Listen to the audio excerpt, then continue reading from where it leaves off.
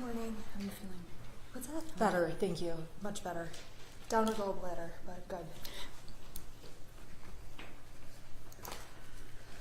Marielle and I started putting together a bunch of motions we plan to file, but before we get them all drafted, I was going to see if it worked best to set up a call with you or a conference call with you guys, or set up a time where we could run up and meet. Sure. There may be things we can stipulate too, and there may not be, but I'm just wondering if before we waste everyone's time on motions, we could sit down and just say, this is what we intend, what do you think? Sure. Would you rather do it by phone, or would you rather us come up? I don't know. It just depends on when we schedule it. Okay, It's easiest. why don't you guys talk about it, and then I'll send you an email, we'll figure it out. Okay. Sounds good.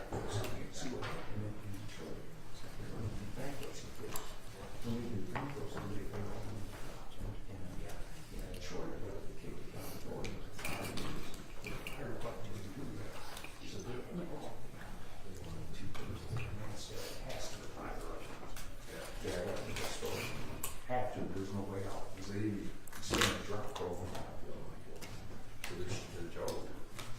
So we're going to have to do it instead.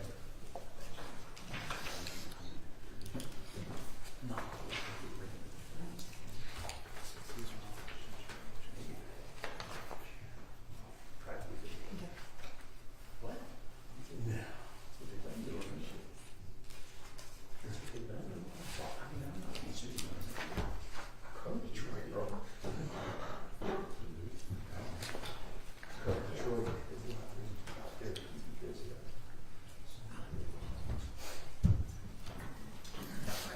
Yeah, that's perfect.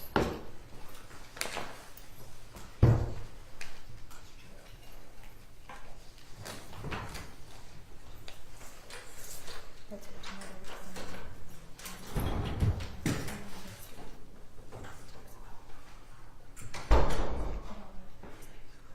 You miss it. What's that? You miss it. Right? Oh.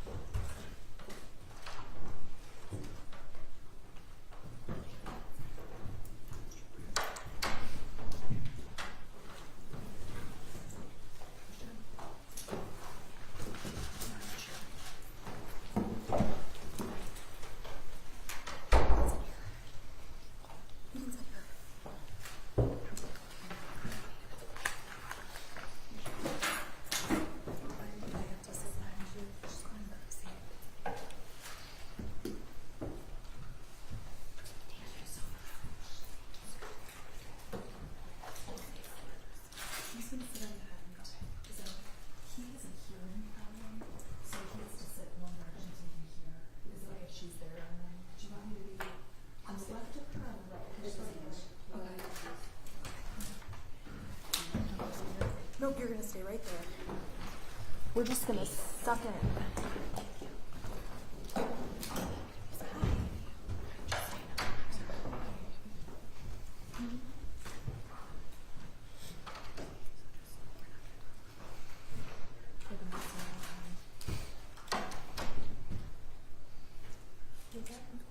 I talked to your dad this morning. He's a little concerned because they don't have any news. I called the court first thing, and they assured me that you were there. And also they got a hearing piece so that James can hear. Yeah, they had to order it from the county, but she needed so he can hear a little better. Mario was also going to ask if there's any way they could reclassify him. Because he's been in what's called which is like you're in the good one for the gym, but he's has nights and 24 hours a day. It's from where they got it. So that's weird. But with the they keep the lights on 24 hours a day. They strip them. Like do restrictions things. You guys have your lights off and on, right? I do, some of them don't. Some of them don't. The ones he's in don't, and then they just keep the guys screaming all the time. So it's like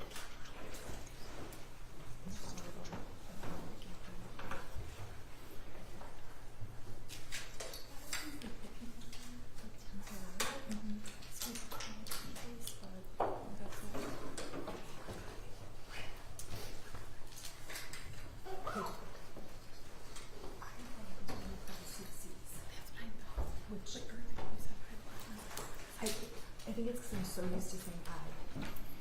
Because most of my clients end up being I. Good morning, James.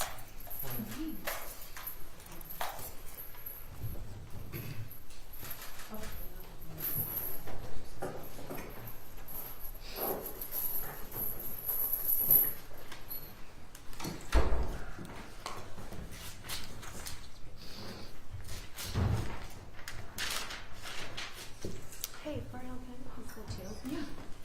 I left without a notepad, but I had everything like written down and typed out. Thanks. Today's Marielle's 40th birthday, you guys. Doesn't she look older?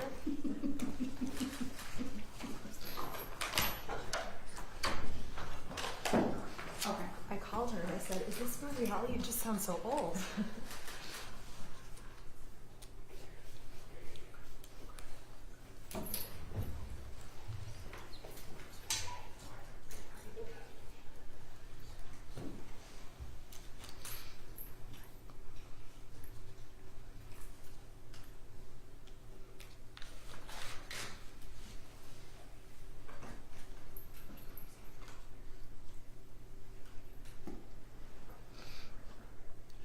Correct. Agree. 100%.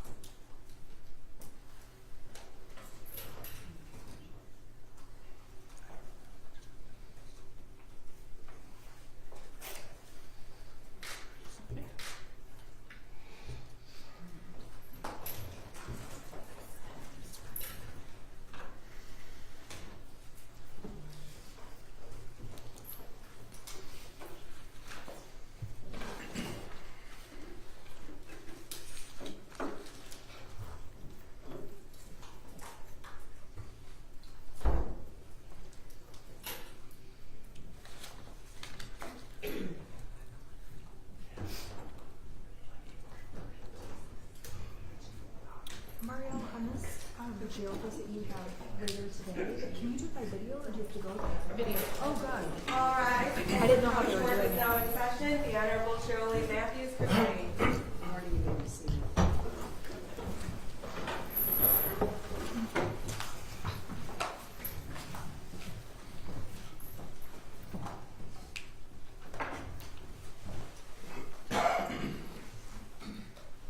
Your Honor, calling People versus James Crumbley, case number 22279-989FH.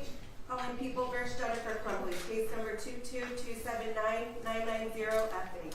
Good morning, Your Honor. Karen McDonald appearing on behalf of the people of the state of Michigan. Thank you, Mark Keith, on behalf of the people.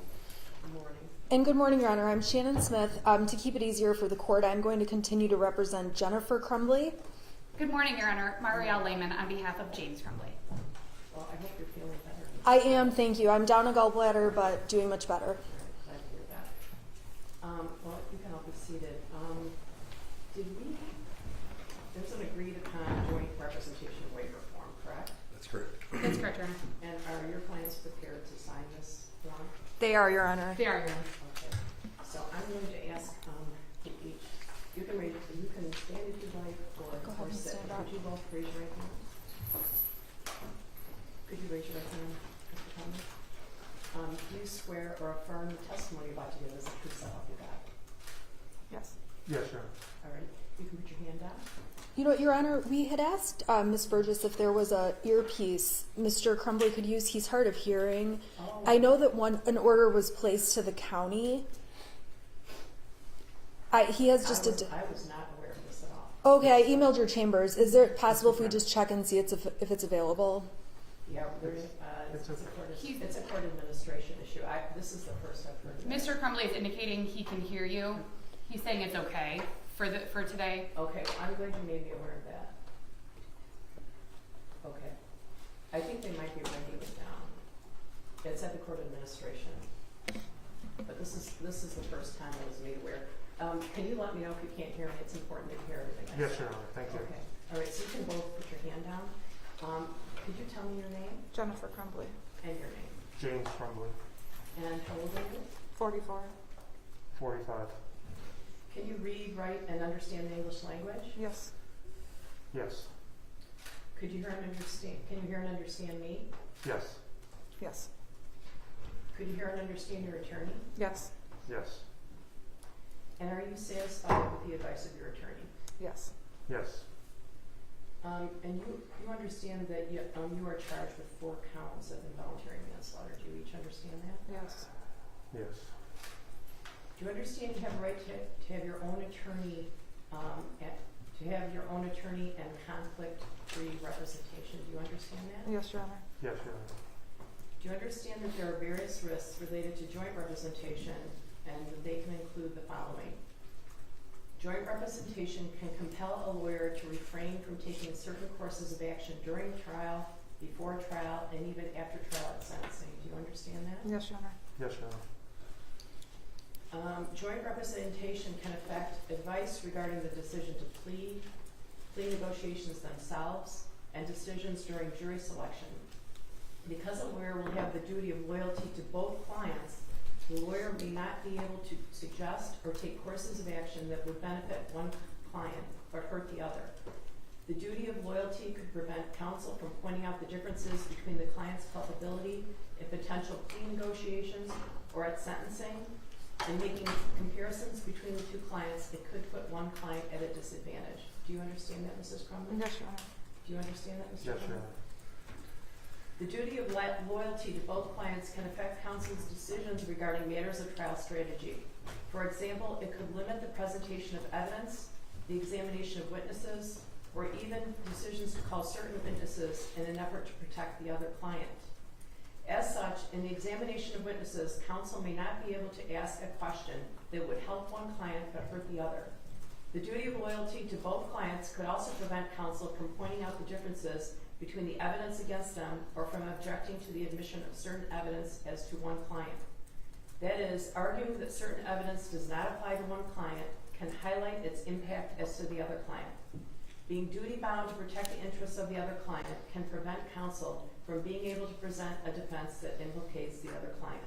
Do you understand that, Ms. Crumbley? Yes, Your Honor. Do Do you understand Yes, that, Mr. ma'am. Crumbley? There may be situations where counsel cannot effectively assist one client due to the necessity to protect the other. For example, if your co-defendant chooses to testify, your attorney may not be able to cross-examine them on any testimony that may implicate you or challenge your co-defendant's credibility. Do you understand that, Ms. Crumbley? Yes, Your Honor. Do you understand that, Mr. Crumbley? Yes, Your Honor. A lawyer has a duty to preserve their client's confidences and secrets, and either that duty may become compromised in the situation of joint representation, or counsel may not be able to share certain facts with one of the clients. Do you understand that, Ms. Crumbley? Yes, Your Honor. Do you understand that, Mr. Yes, Crumbley? Your Honor. Have you had the opportunity to consult with your retained counsel as it relates to the issue of joint representation? Ms. Yes, Your Crumbley? Honor. Yes.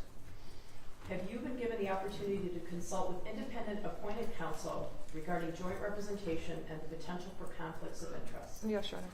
Yes, Your Honor. Have you been given the opportunity for such consultation on understanding the risks? Do you wish to proceed with joint representation? Yes, Your Honor. Yes, Your Honor. Do you understand that your attorney will not be able to act as a witness? Yes, Your Honor. Yes, Your Honor. Do you understand that by entering this waiver, you will not be able to raise these issues in an appeal should you be convicted? Yes, Your Honor. Yes, Your Honor. I'm going to ask that the defendants sign this form. May I approach to grab it? Sure, I know. Your Honor, is it possible to uncuff their hands so they can sign? By the way, I would have done that right at the beginning of the hearing, so could you uncuff so they can participate? Thank you, Your Honor, very much. Are you right-handed or left-handed? Right.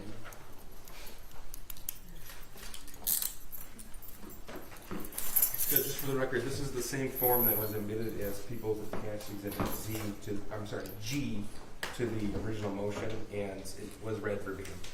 Yeah, it was supplied to me, and my understanding is that both defense counsels and the prosecutor agreed to this form. That's correct, Judge. Thank you. All right, thank you.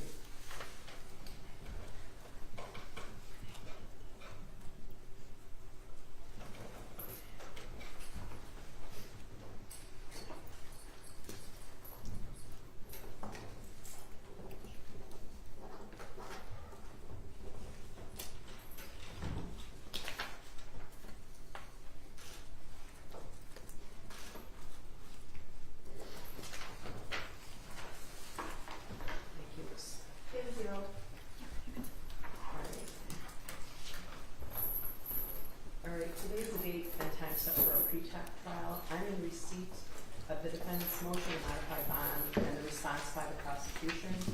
I've thoroughly reviewed both motions. I've reviewed the transcript of the bond hearing at the district court and the transcript of the preliminary examination of the district court.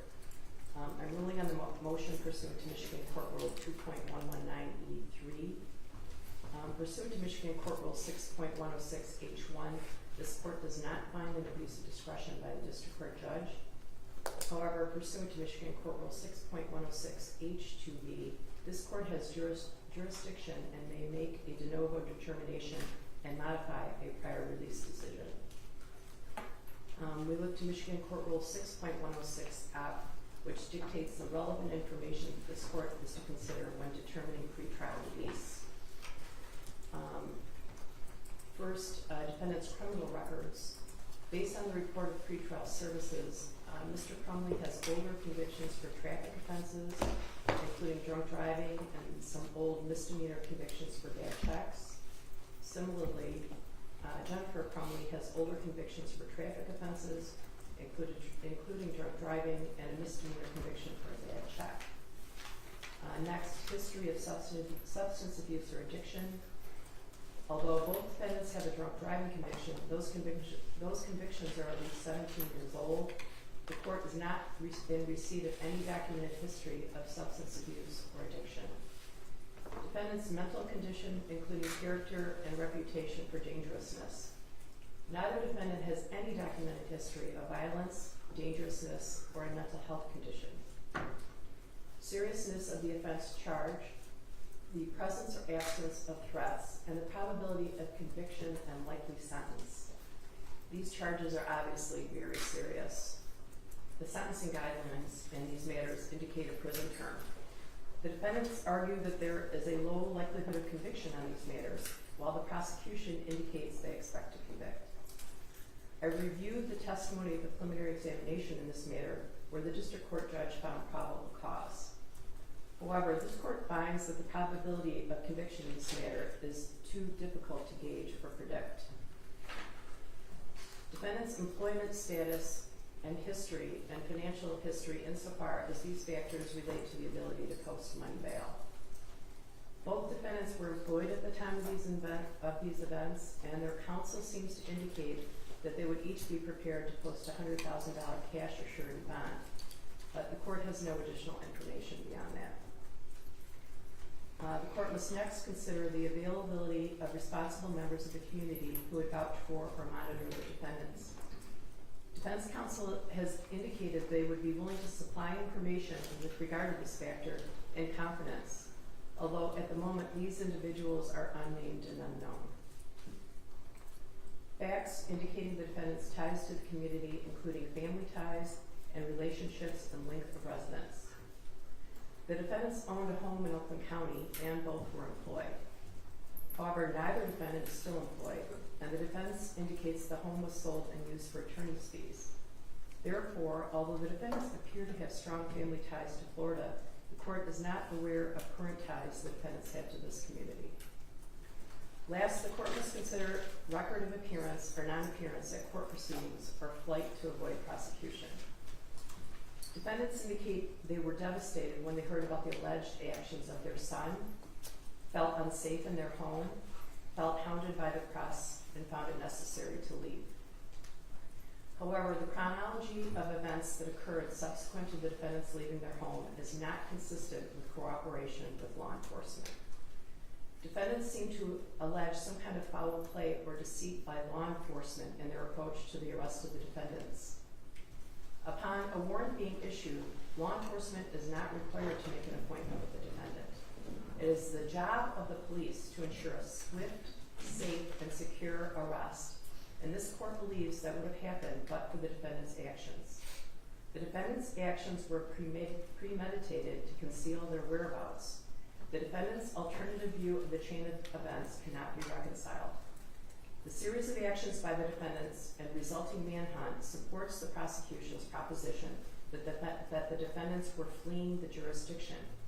The behaviors supporting flight are insurmountable, as a primary purpose of a bond is to ensure a defendant's appearance. The defendant's own actions leading up to their arrest make the current bond appropriate. Therefore, I'm denying defendant's motion to reduce the bond. I'm committed to providing the defendants and the prosecution with a speedy trial.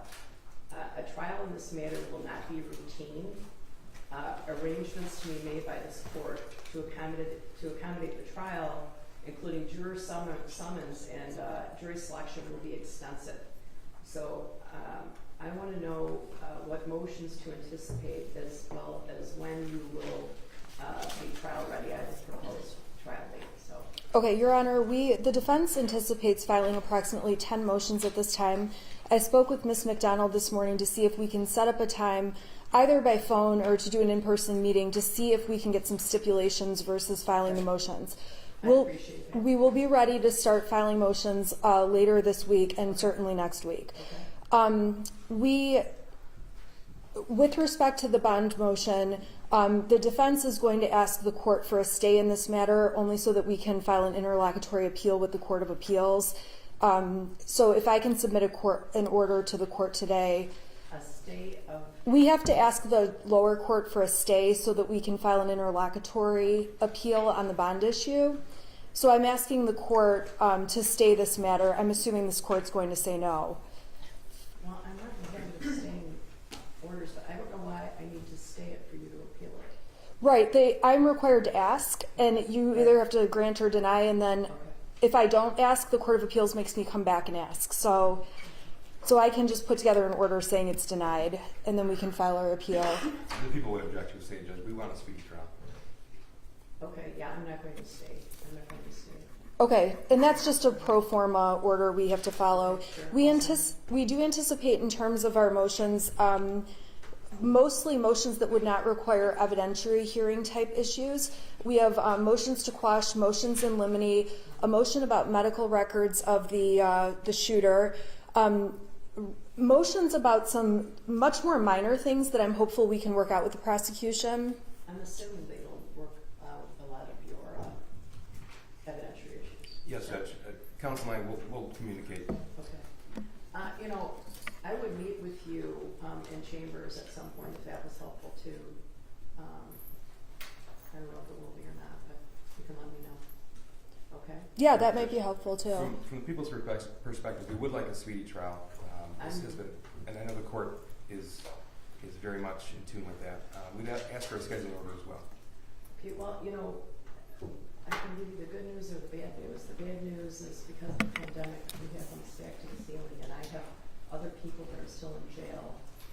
We have people, defendants who've been in jail over 700 days. On the other hand, my docket's quite good. So I was going to propose to you October 24th. That's fine with us, Your Honor. And I'm sure that's fine with us, Judge. It might seem like a long time away, but I went through the calendar and I'm trying to avoid things like the 4th of July and Labor Day, and I don't want a jury, you know, during Thanksgiving or Christmas. And I guess I feel like if we don't start the trial in the fall, but then it won't happen until January. And I'm very cognizant that your clients, at least at the moment, are still in jail. So if you have a strong objection to that date, you should let me know, because my court administrator is here, and you know, the courthouse has already been moving heaven and earth for the pandemic, to accommodate the pandemic. But this trial will take a Herculean effort by court administration. So Thank you, Judge. So did you tell me all the motions you were going to file? Just a couple of them, a motion to quash, some motion in limines, a motion regarding the shooter's psychological records that have recently been put together, a couple of very minor issues that we'll talk to the prosecution about. Okay. We're going to file a motion for a change of venue. There's about 10 that we have on our list, and we are working on them actively right now. Okay. So that we can just we don't like to file, 20 at once. We'll file a couple next week, a couple more. We'll keep it moving so that it's not overwhelming one day Okay. with just a pile at the end. So, All right. I appreciate that. How about the prosecution? Are you filing any motions? Judge, I anticipate we will. I think at this point, most likely would be a motion for a non-standard jury instruction, as well as a motion limiting regarding the introduction of evidence. I think a lot will depend on the motions filed by defense, but we'll take it from there. And whatever scheduling order the court gives, the parties will adhere to that. All right. Can I give you a scheduling order now, or do you want to wait till some of these motions are filed? I'm fine with the scheduling order now. Okay. In particular, we were curious if the prosecution is using any experts, only because we would need to find rebuttal experts and that kind of thing. So, Do you know that yet? We'll let the court know as soon as that's determined. Okay. Yeah, I think that both sides are familiar with cases where, someone's not available or something happens and you ask the court for an adjournment, and the court is willing.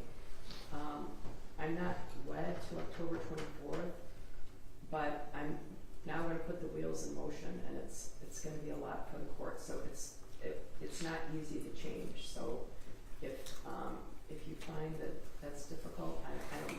Maybe you think it should be sooner. I don't know. I do have other people in jail, but I don't have as many defendants in jail as most of the other judges in the courthouse. So. Your Honor, I think that October 24th is reasonable. It does give us a lot of time. We could ask for something sooner, but then not be sure we'd be ready. I know myself and Ms. Lehman, we can be ready by that date. And if that can be a sure date, we will marry ourselves to it. Because, you have Labor Day. There are, there's Rosh Hashanah. I wonder. Right. It's hard to predict how long the trial will go and how long it'll take to select a jury. I think probably it'll take at least a week to select a jury. Does that make sense to you? So, Yeah, I would agree. yeah. Okay. All right. so if you have a, if you look when you have your niece's wedding that week or something, let me know, but I'm just kind of throwing that date to see if you'd all be available, all right? So I don't think I'm gonna do a schedule order yet. I think I'm gonna wait till some of these motions are filed, all right? A trial date working backwards is helpful. Well, we will keep things moving. All right. All right, thank you. Thank you, Your Honor. Your Honor, I'm sorry, one other matter, if I could. Mr. Crumbley is currently housed in K-Block, Your Honor, and he's under constant monitoring, constant observation, 24-hour observation. He's housed with individuals who have some significant mental health conditions, as the court is well aware. The lights, it's my understanding that the lights are on 24 hours a day. Your Honor, I'm asking, and I know that Mr. Crumbley has previously made this request. We have not. I'm asking that the court direct the jail to reclassify Mr. Crumbley and allow him to be moved to a different unit. Obviously, if the jail has some concerns that they would like to share, we'd be more than willing to listen, but he's been on that unit since he was arrested and taken into custody. So I'm just asking that the court direct the jail to reclassify him and take these things into consideration. Okay, well, I'll say a few things about that. Because of the posture of this case, I think all motions should be filed in writing, but I can tell you that I don't direct what the jail does. We have, a separation of powers here, and I don't direct the jail. Mr. Bouchard does not listen to me. So if you find something in the law that would allow me to make that request, I potentially would, but there's a separation of powers for a reason. I don't direct law enforcement, so. Thank you, Your Honor. All right. Thank you. Thank you, Judge. All right. Jennifer, we'll get you guys jail visits so that we can talk to you guys, okay? Hang in there. And come on with me. Okay, we will talk to you guys. Yeah.